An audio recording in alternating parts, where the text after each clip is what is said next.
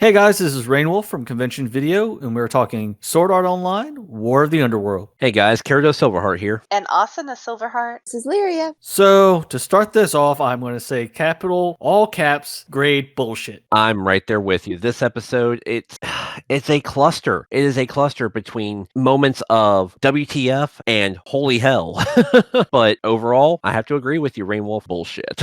And then it goes into the timer with Dr. Ringo talking with a minute left. Then you get the screen of the Fluxlight Cube is coming, percentage that it's done. Then you have Asuna starting to talk. Yeah, it's nice to see that Alice actually made it out, that, Asuna got the goal done and got the Fluxlight Cube into safe hands. The speech that Asuna gives when Rinko's just like, okay, Alice is out, get yourself out, and she says, no, I'm staying. She's like, tell everybody I'm sorry, but she's basically just like, I'm not leaving Kirito behind. Yeah, it was a little bit of like a pull on your heartstrings there moment again. It's like that same moment, though, that we saw in the last episode. She knew what she was doing. She was very aware of what was going on. Yeah, it goes back to what we discussed last week. She's not stupid. She knows exactly what's going to happen. She knows if she doesn't get out, then she's stuck there. She knows if Kirito doesn't get out, he's stuck there. She's not going to leave him behind. She doesn't know the extent of exactly how long they're going to be stuck there, but she knows that she can't leave the man she loves behind. And she also knows how much it would affect him if he was to go through it completely by himself, even though he's not truly by himself, but for the ones that he truly left behind. Yeah, it's the option of do I abandon the people I love in the real world, or do I abandon the people I love here? Yeah. And I mean, in a way, we discussed it last week that he was fighting with that choice, but at the end of that episode and beginning of this episode, it's kind of like the choice was almost made for him. Yeah. So he doesn't really have to fight the guilt too much, but then we saw that he did. Yeah, because the fight did. Who knows how long he could have. There's a possibility he could have finished that fight fairly quickly, or he could have taken the time, or the time it actually did take to take care of him. Yeah, did he go completely all out like we feel that he did, or was he holding back long enough to say, okay, I'm gonna buy them some time to get out, but fuck what happens to me? So it's an interesting dilemma. We hear the speech from Asuna, and she ends with goodbye, and we see the timer hit 0, which we know that's when the Fluxlight 5 million times speed took into effect, and we go right into the opening sequence. Then we have Haiga and Dr. Kiko. The short name that they refer to him as in this episode. Yeah, going down to the bulkhead, that whole conversation, and then finding out that 1 minute pretty much is allowed in real time. That has already been 10 years. Yeah, insane. Yeah, and I'm not 1 smart minute enough. Is 10 years. I'm not smart enough with math and everything to figure out if the exact ratio of 1 minute to 10 years is that 5 million times speed that they were talking about. I'm just going to go with it. We already know that it's a fuck situation, so let's just go with the timeline they present. Yeah, it's very much so that it could really be that 1 minute is 10 years, because of it's pretty much the time is going 5,000 times faster than normal. And you could just see him as they're going down the ladder, the suffering to carry Haiga. Yeah. I mean, Kiko's got Haiga on his back as he's trying to climb down this, damn near mile-long ladder. He's sweating a lot, profusely. But then he's cracking jokes. He's cracking jokes with Haiga about, I bet you didn't realize I could actually beast your butt all the way down here, did you, huh? Kind of surprised, aren't you? I'm like, okay, you know what? I'll give Mr. Kiko the benefit of the doubt that you are more badass than you seem. Then we get the moment where they're opening the bulkhead. It changes over to pretty much Gabriel's team. The one guy is like, he's wondering why they're opening this and when they have Again. Alice. It's like, well, they've got Alice. They're opening the bulkhead again. Maybe they're trying to escape, or maybe they're trying to do something. And then you see him stop and look at the screen, and he has that, like, aha, oh shit moment. And he calls in the rest of the troops, and he's ordering them to go secure this one location, all but one guy. He's like, you're going to come with me. He's like, well, where the hell are we going? And he's like, we're going to go check out this terminal. And that's the moment when I go, Haiga is fucked. Not just Haiga, for crying out loud. Okay, Kiko, I don't know. I'm kind of mixed on it. Like, I don't necessarily want to see him die, but the person I really don't want to see die is Haiga.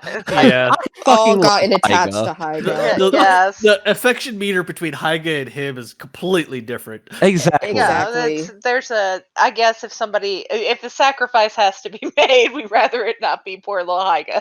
He's already took a bullet once. Yeah, I mean, Hyga's already taken a bullet. He's suffering. He's wounded. He's drained, and he's the one that has to, do everything. He's the one that has the smarts to do what needs to be done. Mm-hmm. Exactly. Let Kiko be the one that takes the next bullet and drops from it. Because hey, at least then we know if Kirito and Asuna do make it out, Kirito can't be wrangled into any more shit by him.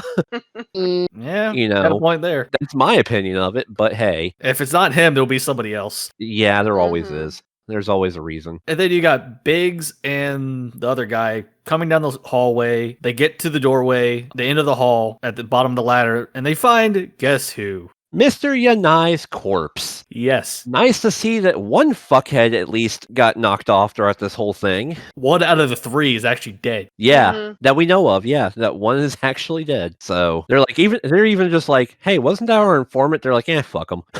Yeah. And then they look up, and now it's a gunfight. Yeah, that tiny little shimmer of light that they see from up the ladder in the chamber, and a firefight ensues. And I'm not gonna lie, this was actually kind of a tense moment because we see the bullets flying. We see Kiko take a hit. Yeah, Mhm. we don't know what's going on down below. All we know is, Kiko's leaning over the banister and he's popping away with a pistol. The dudes down below have automatic weapons. Bullets are flying. Kiko's popping off rounds, and all of a sudden he gets hit, stumbles back, grabs his chest, and he's like, "Yep, I'm hit. Took one right in the vest." Yeah, they I'm got me fine. in the vest. He's such a smart ass. Yeah, he was like, "Yeah, took one right in the vest." Oh well. Hyga was The one- like, but the one thing I Hyga's was sitting there like, I got hit in the arm, you one problem I had is like son of a bit. Like, it's like so, like that look he gave him. You didn't send me with a vest. Like, well, the main problem I have here is that the one thought I have with it is that what caliber is that vest good for? Yeah, That's a good and question. and my other question is if these guys are mercenaries of this level and they know they're breaking into a government facility, aren't they going to use armor-piercing rounds? I'm like, how Think. does this guy not have a hole in his chest? And then it swings over the ledge down to them. Find out Mr. Biggs has a bullet in his head. Yeah, like I'm giving mad props to Kiko for that kind of shot. I don't care if it was just pot shots down the shaft or whatever. He fucking takes the guy out with a headshot and drops him, and the other dude's like, deuces. yeah, he's like, I'm I'm out. out of here. What is his? I don't. Now I forgot his name. I knew the hacker's name. I knew his name, and now They didn't because really say his name really too. you, They say it, but it's like he has like a nickname or something. Now I can't remember it because you guys can't remember it. I hate that. I'll remember it after. It's one of those names that it's come up a couple times in earlier episodes, but I've never. He's been a background character for the majority of Yeah. this. Pushing buttons and flipping switches and shit. it hasn't been said enough times to really retain it. Yeah. He's a minor evil henchman. Like Mhm. he's slightly better than the other minor evil henchmen, but He's the right hand man, or the I pretty was much in gonna this say, case the in left hand the- man. in the realm of stormtroopers, he has like the gold helmet. Like that's about where it's at. Well, in this case, I would say he's more of the left hand of Gabriel than the right hand. Yeah, because that was Visago. Yeah. Visago was the right hand man. So And then he's running, and now since that Biggs is dead, they're doing what they're doing. He's running down the hallway. He's like, "Oh, I need to go talk to the boss." So he goes to the chamber. He's running, and we know he's going to the chamber. Then it transitions over to pretty much Gabriel with this look on his face. okay, so this was the scene. This was one of the scenes Ah. early on in the show that I thought was just amazing because you see Gabriel sit up off the Fluxlight table and he's laughing hysterically with this like maniacal Joker level face. Yeah, because all I thought it was like, "Oh crap, he's back." Yeah, so it was like the first impression you get is fuck. Now basically half of the good military forces are down. You've got Kiko who's been hit in the vest. You've got Hyga who's shot in the arm. You've got Miss Rinko who's protecting Alice. Mhm. Alice's Fluxlight. I'm like, there's really not that many people left, save a couple of guys in suits with a pistol. And you have this sick fuck coming back. Oh, shit's about to get real. And then he turns around and notices, wait a second, that's actually my body there. yeah, we see the same type of aura glow around him that we saw with the administrator, with Coley, with basically every spirit form that we saw in the Underworld during those last several fights. It's pretty much designating that is their spirit. That is not them as a whole. And he turns around and the little girl's there, Alicia. Alicia. Oh my god. So Alicia, creepy ass little girl. Oh my god. It reminded me of the anime Hell Girl. Like if Yes. watch that one, it was like Hell Girl. I was like, this is not ending well. This is going down. This little girl's back and she's back for revenge and your own. Yeah, takes his hand. It's like, we're going to be together forever. And this is what you set up. This is what you made. Yeah, this glowing pool opens underneath them and they start descending. And I'm like, dude, you're dead. Your victim has come back to haunt your ass and you are going to hell. A bitch. It was very satisfying. Like I felt like this weird like swell inside me of happiness. Yeah. You're not the only I was like, one. this is what he gets. Yes. This legit is cheered. great. I let out a whoop. This for me, and I think for several of us, has been the single most satisfying end of a villain to this caliber in SAO, period. The words I had definitely with he tries to try to get himself out, and then the other hand arms start to get in. It's like, what the hell, bitch? Yes. Yes. I mean, it never quite dealt. It talks about the flex light. It never delves quite into like the spirituality or anything like that. This was probably one of the first moments where it's like really starting to get, the flex light's like your soul and things like that. It really kind of cemented a few things and was like, here, this is what happened.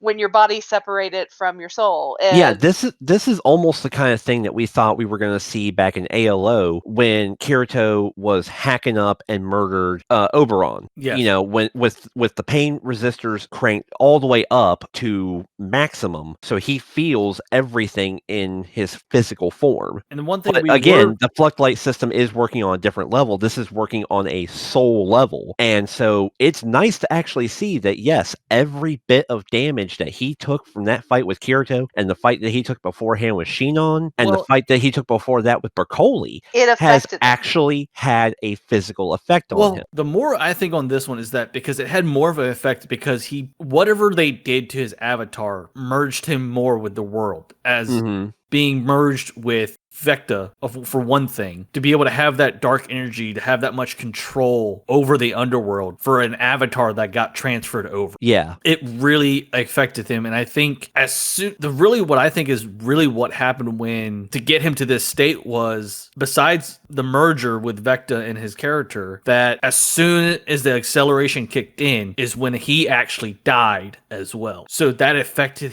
with him being an older guy to begin with, 10 years in a minute. Yeah, exactly. Gonna do a lot. I mean, his body and soul are already going through the physical stress of the fight itself, plus the massive blow of damage that he took at the end of it and the death. And then you have the flux light acceleration kick in right as he's dissipating. So yeah, I can see this completely wiping out his physical form. But then it also triggers a question in my mind of, well, shit, if this is what happened to him with everything that's going on, how the hell is this going to affect Kirito if he actually makes it out? What kind of state is he going to be in? And for that sake, Asuna too. Yeah. We saw Shinon and Lifa, when they came out, and they seemed fine. Because they weren't affected. Well, they were running in the normal time. Yeah, but they were running on the normal time. Yeah, they were in flux light systems, but they were kicked out before the acceleration. And they also hadn't been in as long as Asuna, and definitely nowhere near as long as Kirito. And as far as I understand the way the flux light system works, the reason they erased the memories as they were doing the beta testing with Kirito before the whole situation of him being put in to help prevent the poison from killing him, it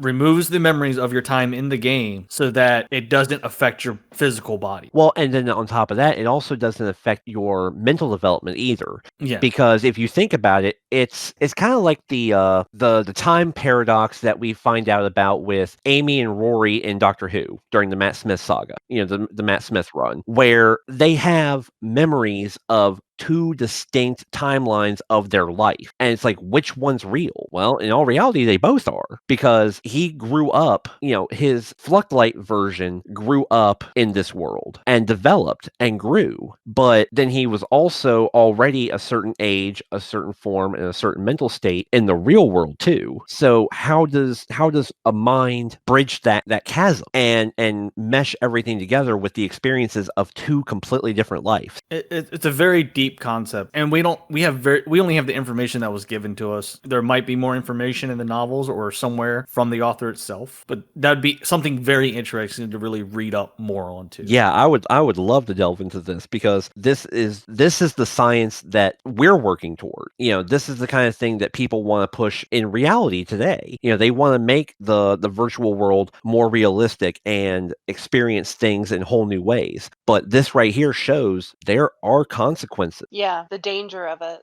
It's very much it feels like the whole season's very much been a be careful what you wish for. Here's the effect that wanting these things and trying these things can have on you, because nobody, this is what it's like. You see all the things like Kirito and Asuna and everyone that and you think, oh, they're badass, this is amazing, but it was never delved into what the mental state do you have after this. Definitely something like this, with it tapping pretty much into your life source. Yeah. I mean, everybody knows the philosophy of muscle memory. You do a task so often that it becomes instinctive almost. We saw Kirito already experiencing things like that with his reactions and his came back from SAO. And his way of doing things when he came back from the SAO incident. When he went into the sparring match with his sister, with Suga.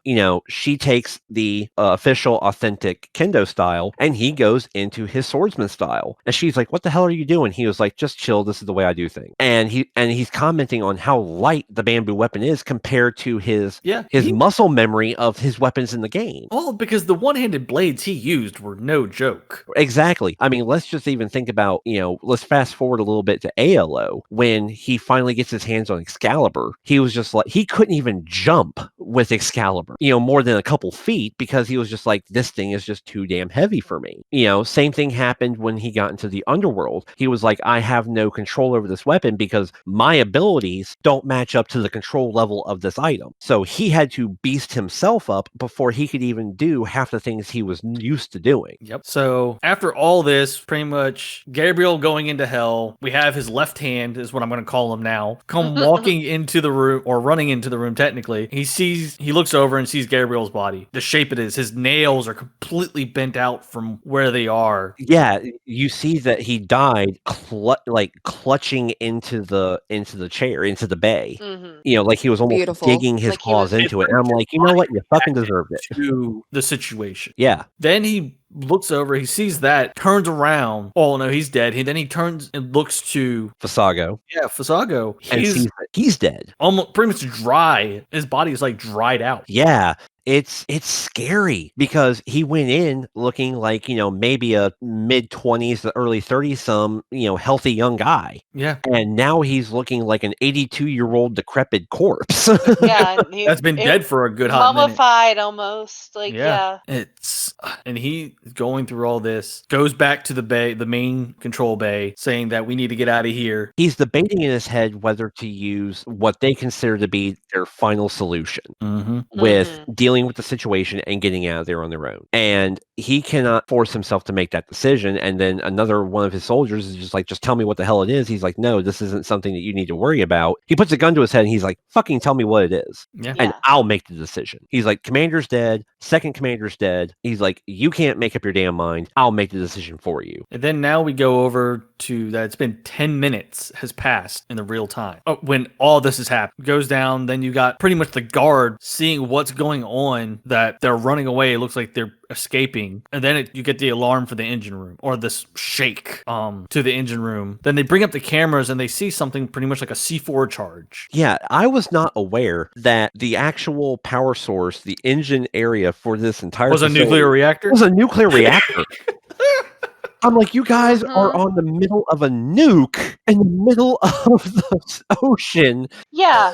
Yeah, nobody decided to chime in with that. Like, nobody, mentioned that. When they introduced the turtle, if I remember correctly, they do say that the turtle is nuclear powered. I do not remember that. I did not catch either. that. I think it was like, I'm sure they probably did, and I Minor detail that you phased over. yeah, pretty much. apparently, like it wasn't something I wasn't super concerned about what the ship was doing. You were Like, more at the important to time. what's going on. Yeah, but that's a terrifying thought. Like that is, If there that is control rod is that thing destroyed, is then a it can't mini pull. nuke in the middle of the ocean. Well, with how big that core is, I don't think that's a fucking mini nuke.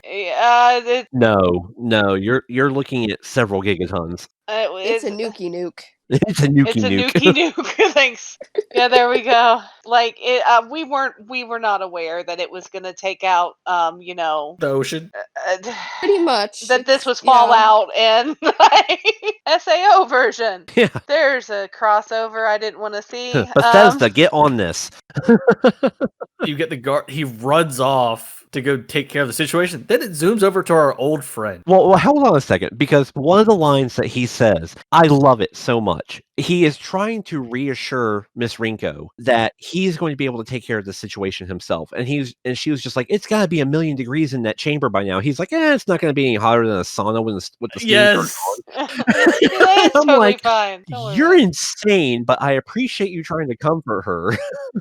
Like, I got this. You love him. You got to give him props. Like, the side characters that we've come to see and know that are not even these bastards. last 5 or 6 episodes are amazing. They are great. I love their sense of humor. I love their dedication and to duty and everything. Fuck Mr. Yanai, but everybody else, Hyga, this guy. I mean, I love them. They're great characters. Then it faces over to an old friend that we were talking that a couple episodes back, they said, oh, we can't use that robot. Its eyes light up. The bumbling robot is all of a sudden, they pan to it and it powers up. And I'm thinking, okay, so let's see. We know that Alice's cube is out. We know that there's still a bunch of shady characters in the building. Maybe Miss Rinko hid the cube inside the chassis of the robot and somehow it integrated into the system and now it's powering up. We saw her put it in that briefcase. Right, but I'm saying, but it's possible, it could have been a moment of, oh shit's going down, and she did it off screen. You know how these things go. Or one of those situations where Alice doesn't actually go into the Fluxlight cube, but actually went this way. Oh my god! Or there's a split off, or it's Yushio or somebody.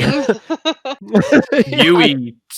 Yui, yes, yeah. Yui goes, oh no, Daddy and Mommy are in trouble. I'm going to do what I can, and she invades Wrath's system and finds this robot and goes to town. But no, that's not what we get, and we'll get there in a minute. Yeah, if it had been, I think if it had been Yui, like I would have been very happy. Like, I would have laughed. Like, I'm going to help. Look at me. Look what I got. That would have been a very entertaining Yui. That would have been. Mommy, Daddy, you remember how badass comical. I was when I was an immortal object when you first met me? Take a look at me now.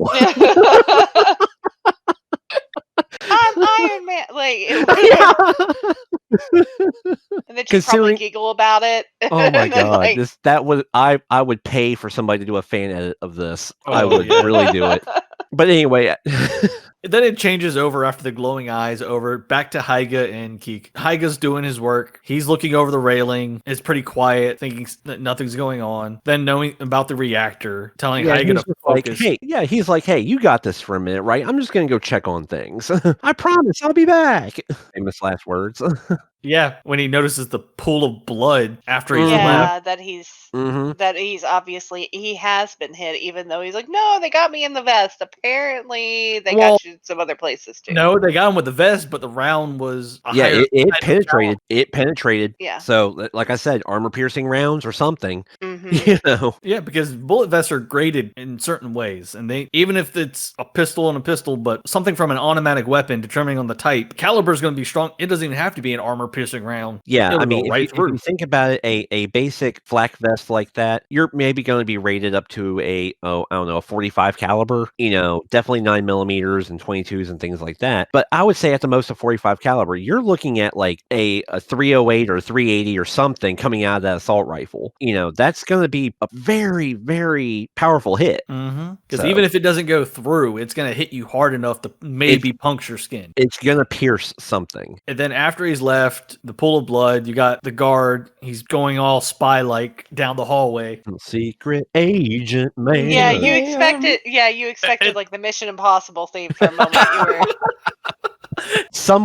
somewhere in the next like 2 weeks, I'm expecting to go on YouTube or somewhere and find a fan edit of this episode. Then he gets to the door. He's about to go forward. Then dude that one is pushing Mr. Left Hand to tell him what the other option was comes barging through the door, starts shooting him. And just the way he jumps out of the way to dodge the bullets, his body position was very awkward. Yeah, but again, he doesn't get out unscathed. He takes a round right through the leg. Well, at least it was the leg and, Yeah, not an artery, but it looks like it. No kidding. But he takes a round through the leg, and then all of a sudden we see the fumble bot come walking on in, and Rinko and another techie or security guard or somebody in the lab, a handful of techs in the lab are going, what the hell is the robot doing there? Who turned it on? Who's controlling it? And then she brings up Anko or Akihiko. Akihiko Kayaba. What the fuck? That is my complete bullshit moment right there. Well, yes. That was the moment I looked over at Asuna and I said, bullshit. Fuck. What? No. This dude still can't be floating around somewhere in the digital stream. We know he left a part of himself to Kirito to give the seed. How many more parts of his fucking soul or whatever? Yeah, apparently this dude it's is floating Voldemort around at all this over this point. place. Like, how many fucking Horcruxes did this guy leave laying around? I was He thinking the same really, thing. really wanted to be RoboCop. That's what he wanted to do. That was his dream. You just have to let the man have it. And he just It was insane. Like, Yeah, it was the just... robot starts talking, and Rinko immediately recognizes this bass synthesized voice and speech pattern as Kayaba's. And he was just like, my vision for a world was, to connect the two worlds that are still divided. Yeah, he was digital and the you're the one that helped me make it happen, and it's your job to make sure it continues, and you're the one that's going to bring this into fruition. Let me do what I need to do. Yeah, she's the only one that kept him, seeming it to the real world. And well, all and he this also stuff, did and... love her. Yeah, he did. So for something like this, because with the situation that it is, it's a life and death for her. And he was like, nah, we're not having the death today. And I know that Kayaba has always kind of had that last minute, just out of nowhere appearance and connection. Granted, it wasn't really kind of out of nowhere when we saw him at the end of SAO because, he was dying. And I don't think in the end, I don't think he was really a villain, really. He wasn't really a villain. He was misguided. Yeah, maybe a route that was something to do to complete that divide, but in the improper manner. Yeah, I guess that's the way to look at it. But I mean, again, we have the miraculous Kayaba moment where, just like in ALO, when Kirito thought he was down and out, Kayaba shows up and goes, "Yeah, no, no, you're the badass. Get up and do this." Yeah, it was pretty much that moment. It was very Game of Thrones of what do we say to the Master of Death? Not today. Like, yeah, exactly. The God of Death? Not today. Not today. And then we had Kiko come running up behind the robot as the left hand is shooting Kaiba, all badassery, like, then just falls over.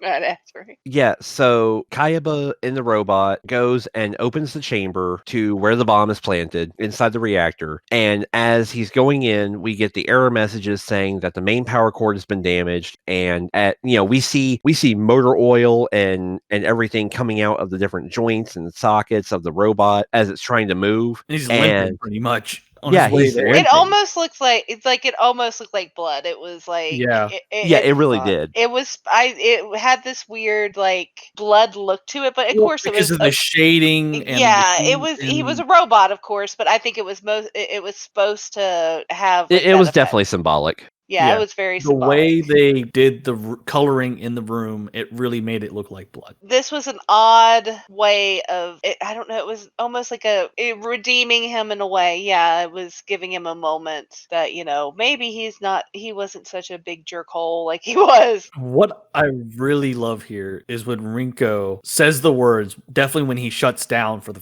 like after the batteries are worn out. Yeah, the main power cord that they were talking about, it severs and explodes. The robot falls over and shuts Well, and pretty much slouches over, not really falls over. well, but still, I mean, it 'Cause goes if he down. fell over, he's not getting up.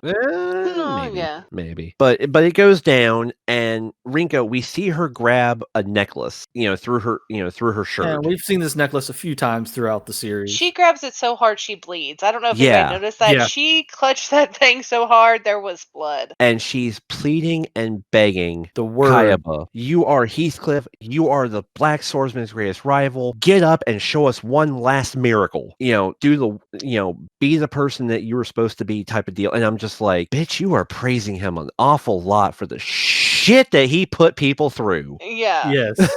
But she was trying to get his attention. She was like... And she also loved him as well, but she also knew his true intentions, not like everybody else. I mean, benefits the road of the doubt to hell here. is paved with good intentions. I think she knew that was kind of where he was coming from in a way on his own level. But yeah, she knew what she needed to do to get him back. And he came back. And yeah, lo and behold, miracle of miracles, the robot without a properly functioning power source powers back up, grabs the detonator block, holds it in the air, and boom, blows its arm off. Well, the one problem I have here is science. Yes. Yes. Thank you. C4 goes off with an electrical charge. There's an electrical charge going off on his arm the whole fucking time. Yeah, I mean, let's consider the fact C4 is a plastique. It is a plastic explosive. And what you do is you put a detonator pack on the C4, which has leads that goes into the clay. So there is an electrical charge that comes through those leads into the clay, causes a spark, and ignites it. So what has happened is he takes that detonator block off of the plastique itself, and when the detonator system causes the spark and detonates, all it does is blow off his arm. In It's all concept, not powerful enough really to trigger the actual made explosive. him a But bomb. with those sparks, like, and if coming you off really of his think about arm, it, could have set one wrong move, or that charge goes in the wrong direction. Well, let's face the fact that he is spouting out, all these fluids and things from the chassis. I would have took it much better if he had went over there and snapped a wire. Like, I'd have handled that shit better. Like, I think he's in that a would have robot been... portion with barely really any parts You that are don't still even have functioning. scissor fingers. You don't know. Like, he's a robot. Scissors, like, the thing moves back. We're holding out reality here for a moment. Let's be honest. For somebody that doesn't like Inspector Gadget, there, Asuna, you're expecting him to be him at this moment. Like Inspector Gadget either. He's never gonna he's never gonna let me live down the fact that I don't like Inspector Gadget. Yeah, I don't like it either. I think he's just goofy, and I think that Brain and Penny kept his ass afloat when they shouldn't have had to. But that's scared me. Sorry, that's another podcast. So after all this, they're all cheering. Yeah, Rinko's crying and bleeding from her palm because of how tight she squeezed the necklace. The robot finally completely collapses and shuts down. So, as far as we know, that's the end of Kayaba for the third damn time. We'll see where that goes. Yeah, there's something wrong. But now we have another WTF cliffhanger coming up. Rainwolf, do you want to give the description for this moment? Because I am still in complete shock over this. So, we're in the sub. Timer goes escape off, set. obviously. He's counting. It's like, oh, seems like the explosion didn't go off. They get up. They're talking. Then he goes over, notices that there's one missing. Yeah, there's only 2 body bags when he counted 3 bodies. I'm confused at this part. I'm really not sure who the third person would be. Yeah, so Lefty, let's just call him that, is interrogating the rest of the crew, and he was just like, where the hell's the third body? They're like, what third body? There was only this guy and the commander. He's like, no, there was another body in the STL room. Where the fuck is it? And they're like, we don't know what you're talking about. If they properly identified the commander, and that is who is in the bag, because they don't ever open the body bag to double check. Because my thinking, there's only 2 bodies there right now. Because in the Fluxlight room with Gabriel, there was Gabriel and Visago. That's it. Yeah. So if they properly identified Gabriel, then that means Visago is up walking around or something. Well, he said there's supposed to be 3 bodies, and there's 2 there. Yeah. They said it was the commander and the other guy. But no, yeah, they said it was Visago and the other guy. Now, or the captain, Gabriel and the other guy. So yeah, they said it was Gabriel and the other guy in the body bags. How do we know that it wasn't what was the rando doctor, the betrayer guy? The Yanai. How do we know that Inai wasn't switched out for somebody else? How? He's supposed to be... He's full out dead. You can see Yeah, that. but how do... There's a body missing. Like, how do we know that one of the bodies in the room Bigsby the third one? wasn't switched out? Biggs, that's the guy's name. Yeah, they said that it was Biggs and the commander were the two that they brought on the vessel. They said, and Lefty goes, no, there were two bodies in the STL room. Where the hell's the third one? Mm-hmm. Which implies that Visago got up off that bed and is walking around ready to start some shit. Well, no, there's also the other thing. You got to remember, if he's locked in, that means his flux light is still connected. Did his body age to the point where it was ash? Because you got to see how his body was in pretty bad shape. Given the amount of WTF moments that we had in this episode, I'm leaning towards somehow he's broken off the table and he's going after Kirito his in the flux light. is stuck in a demon tree. And his I don't body's know. in no shape to move. I don't know. That's what I'm wondering. So here's my other theory. We saw Gabriel being pulled down. We saw him go under, but we have no complete closure on the fact of, is he officially in hell, or did he fight his way back up, take over another body? I mean, come on. The shit that they have he pulled. Is not evil enough to fight. He is the evil son of a bitch, but it's not like he goes to hell. I'm taking over. Like, he can't. I refuse. The shit that they have pulled. I was satisfied with that ending. That's what he deserved. He's staying down there. That little hell girl ate his soul. I am not taking that at all. Gabriel, it's not no. Unless he came back and possessed. Like, I can't. No. Or the guys are completely dipshit and they took Visago's body thinking it was Gabriel's body, and Gabriel again broke loose and repossessed himself and got up and he's ready to cause mass terror. They would know the captain. They said we got the captain, so we know at least that much. Like, but I'm wondering because my question where he's bonded with that demon tree, like his soul is technically still there. For somebody his age with already, if at 1 minute was 10 years and now we're past 10 minutes, so we're about a give or take 100 years. Well, yeah, 10. Yeah, because if a minute was 10 years, so yeah, we're at 100 years already. But so that his would be body might have just turned to ash. I mean, it's a possibility. I'm wondering if it somehow. I don't know how that would happen though. Like for it to merge over to the other side, cross over into there where you're in both realms. Well, because it's putting the stress on the flux light, and the flux light is going to react as if time had passed in real life to that degree. But we still don't have. Also, his flux light is bonded with the tree, so he's almost in a catatonic state. Yeah, kind of like a catatonic synthesis, like being like, Kirito even said it. Maybe somebody will come and some kid will come and cut you down and release you. I hope it's soon. It was really snarky and asshole-ish, but it was like it was well deserved. It was very much there. It did leave that opening that someone could still come and release him. I'm really lost in that one because there's not enough. There's a lot of information, but also not enough information on how the flux light truly work.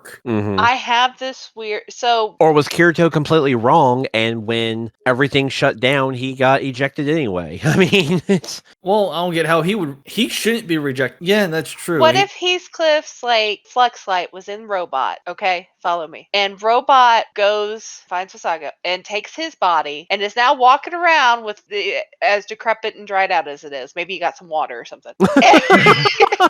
Fiji, it's good for you. But and now he's walking around with a new body. Like, this is my new body. Yeah, because it's crazy. Yeah, because what we find out after the missing body, the missing corpse from the sub, is now the robot has disappeared. Yeah, we've got a point. Yeah, the robot is missing. It's like the robot. They're like, yeah, we can't find. They go down there. They're like, we don't know where the robot's at. What? Shit. Now that's another question. See, that's why how is Heathcliff still? Yeah, it sounds ridiculous, right? But it's ridiculous that he's there to begin with. Yeah, it's ridiculous anyway. But I mean, that would be. Oh God. This is game 2. Like, I'm gonna possess this I boy's am body really and stumped on this one because walk And around. another thing I'm really curious about is, I always bring up the stuff that happens in the opening animations.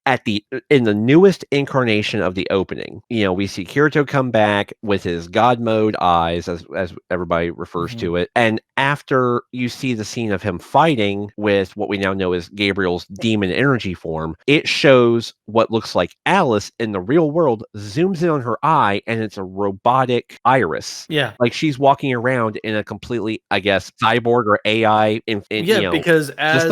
Because from what Asuna said and Ringo fully agrees with the way that they want Alice to live. They don't want her. They want her to live as a person. They don't want her used for the military. And she's wearing a school uniform. And the funny thing is, it's the uniform they wear for their school. Yeah. So it's just like, what? Did Kayaba somehow magically re-empower the system a third time to get up and leave the room, and now he's on his way to the sub-control room? That's my only thought, because that's the only way that bot is moving. There's no one, unless there's somebody on that ship that we have no clue who, like some other person that we don't know about or have met a long time ago. I mean, they're pulling out all the stops, so I guess we're gonna see what happens. It's crazy. There's a lot that could go on. I guess we'll just have to watch and see what happens. But I mean, it was very much, the ending it left a lot of questions. More questions. Yeah, and we're so close to a finale for the series. We are so close to a finale, and it's just more and more and more questions. It's like, what's going to happen to Kirito? What's going to happen to Asuna? What's going to happen with Alice? Why, how did Kayaba end up in a fucking robot? Why is there a missing corpse? Why is there now a missing robot? It's what the hell? And then on top of that, we don't even get to finish the episode here because after the closing credits, we have another scene. Done the closing credits yet, or before the closing credits. Oh well, yeah, you're right. There is still another part. It goes over to Haiga again. He's looking at the screen, and by the looks of it on that progress bar, he's almost done getting them out. Mm-hmm. Yeah, and then he's like, "Please come back to us." Then it goes over to their bodies in the flux light, talking, and then it closed. And then if I had to catch myself here when I closed this out, because I almost closed out the episode because, oh wait, it's a closer. They haven't done this in a long time where there's some type of after credits. We were still in shock. So Austin and I were sitting here watching it, and we're still debating over the whole we look at each other, we look at the screen, we look at each other, we look at the screen. I have no one here to have all that, so all of it was going in my head. Yeah, for those of you out there listening who have been listening to us for these last several weeks, over the course of this series, what happens is we watch the episode. Asuna and I live together. We watch the episode ourselves. Lyria watches the episode, and Rainwolf watches the episode, and we do not discuss a single thing about the episode until we hit record. Yes, yeah. We go into this as fresh and ignorant of each other's opinions as possible. We might throw there's like one word that goes into our project, such as for this past episode, Rainwolf PMs us, on our recording discussion channel and just screams bullshit. But we go into this as ignorant of each other's opinions as possible until we hit that record button. So everything you hear is our raw emotional reactions at our first discussion of this. And literally, this has been one of those episodes where all four of us have just gone, what the fuck? It's like, there was a lot I enjoyed about it. There was a lot of things that were really good, and it brings up a lot of questions, and I'm excited for the next episode. I'm a little irked because, I want to know. I want to know what's going on. I'm not quite as angry as Kirito and Rainwolf because I'm one who I'm like okay with an open ending kind of thing. Kirito doesn't handle that I'm well. more okay with an open ending if they're going to be coming back. Yeah. We have no guarantee. We have no guarantee of coming back. There's so many questions for almost 2, maybe 3 episodes left. There is quite a lot, but I think we're going to get some. I think we're going to get a lot. So if we don't, then we'll angry scream at the TV and we'll discuss it. So we get through the credits and we go back into the underworld and we see Kirito on his knees crying his eyes out, just like we saw at the end of last week's episode. He sees Asana's shadow, he looks up and she's talking to him. And I love the expansion on the dialogue between them in this scene, because she looks right at him and she goes, "You're still a crybaby when you're by yourself." Yes. And Yes. it's like, That She was like, threw that bus. yes. Beep, I beep. was like, She's savage. Yes, I love her. but she helps him up. They embrace, and they understand she wasn't going to leave him. He didn't want to leave her. I think he's actually as worried and scared as he really is on the inside about the fact that she stayed. He's comforted by the fact that she stayed. You can see it in his face. Because as we brought up before, that we knew this was going to tear him apart, but also if he was left by himself, truly by himself, no one from the real world, definitely with something of the connections that he has. I honestly think he would have went mental. Like, it would have destroyed him in this world and ours, or his, or whatever you want to say. But it's a beautiful scene because they stand there, they talk, and they walk to the edge of the altar's island, and she goes, "So exactly how long are we in here?" He's like, 200 years minimum. She goes, "Cool, we got shit to do, let's do it." He spawns his wings, she spawns those beautiful angel wings again. Her wings are gorgeous. Oh The my thing God. is, these wigs fit with them perfectly because They do. Because Kirito, in a way, is the dark and Asuna is the light. Yeah, they are the epitome of the yin yang when it comes to their two styles and how they complement and contrast each other. They really are. They are, I dare say, almost a perfect anime couple. I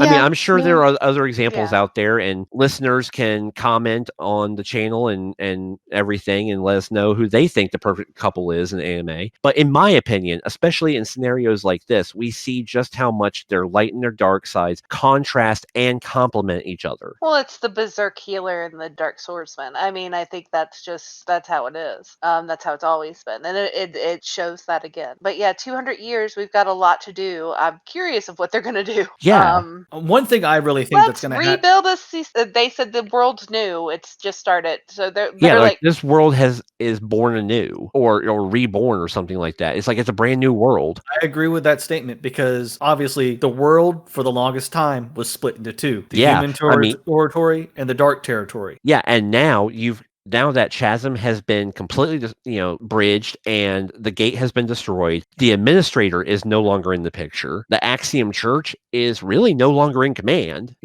thanks to Kirito and Yujiro. You have the knights, but they're surely there for keeping the peace and protection. What knights are left? And now it's like the dark. Let's focus on that too. too. The light what's has left? come to the dark. Obviously, they're going to raise up because there's still the school there. Then you have Synthesis 2 with her unborn child. Then you have the monk and Shada. Yeah, Shada. And you already know Shada already said it that when we have a child, I'm ready. It's gonna be a beast. Yeah. It's gonna be the most badass child They probably ever. had like a whole tribe of like little crazy ninjas. Like, let's be honest. And that's honestly, terrifying. let's not forget the fact that we have the Lippin and the Orc tribe in the middle of all of this, and he has seen there isn't that much of a difference between the humans and the quote unquote monsters of this world, other than their physical attributes. There will be the parts where, obviously, like with the orcs, they will probably be one of the few races that transition because of the bond they showed with Leafa and what they have seen. And what they've had to do. And the monks will be another one. They were sacrificed. The orcs were sacrificed, because they weren't pigs to the slaughter. Pretty much. Yeah, it was. Yeah, exactly. The Mages Guild, the human forces in the Dark Territory, were just like, you're sacrifices. Yeah, you're expendable. useless. You're a resource. You're a means to an end. You're here to help us power our magic. Fuck your opinion. Fuck what you want. You're here to support and be our slaves, basically. It was a slave race. And, I mean, his girlfriend walked into the fire. Like, she just was like, well, no, I want to help. She's like, this is my duty. I was sworn to do. Well, and throughout lore, even though orcs have always been on that low end of the totem pole, with obviously with goblins as well. Determines on where you go in the lore and everything, determining on the type of orc, they may have more of a standing. But in this case, they were pretty much the lowest of the totem pole. So it's going to be interesting to see the world that comes after this. It's going to be. I fully agree. It's going to be very interesting. And with a minimum of 200 years, that means well, shit, that child's probably already born because it's been 10 minutes. Yeah, that kid has kids that has kids that has kids. Here's what I'm projecting into this next episode is they are basically going to pick up where Kirito and Asuna flew off. So we're looking at that being. Think so. You really don't think so? Did you see the title for the next episode? Alice. Yeah, there you go. Alice. That's all it was called was Alice. That's true. That's true. So I think this is gonna. This is also leaning more, in my opinion, on we may not see any more of Kirito and Asuna, give or take. What I'm guessing, and the art I've seen for the 2 arcs that are after this arc from the light novels, those 2 arcs might be the story of what goes on in the underworld after this whole situation, before they get pulled out, if they get pulled out, is my guess. Because for 200 years, there's too much, at minimum 200 years, to dish out within 2, maybe 3 episodes. So if they get pulled out, we may see different people that we're not really sure how they've become what they've become. So it's going to be a rough one. I guess we'll have to see. We've got a few more episodes. Well, I'm going to end that there. It has been the past 2 episodes have really been a rough. Well, not the last one wasn't too rough. The one before that was definitely an emotional wreck. I hope everyone has been enjoying this so far. As Kirito said earlier, that this has been blind reactions on this series. No, we have not read any light novels. We have not read any of the manga. We have not read any Wikipedias. The only time we read up probably on any information is after our discussion to fill in some blanks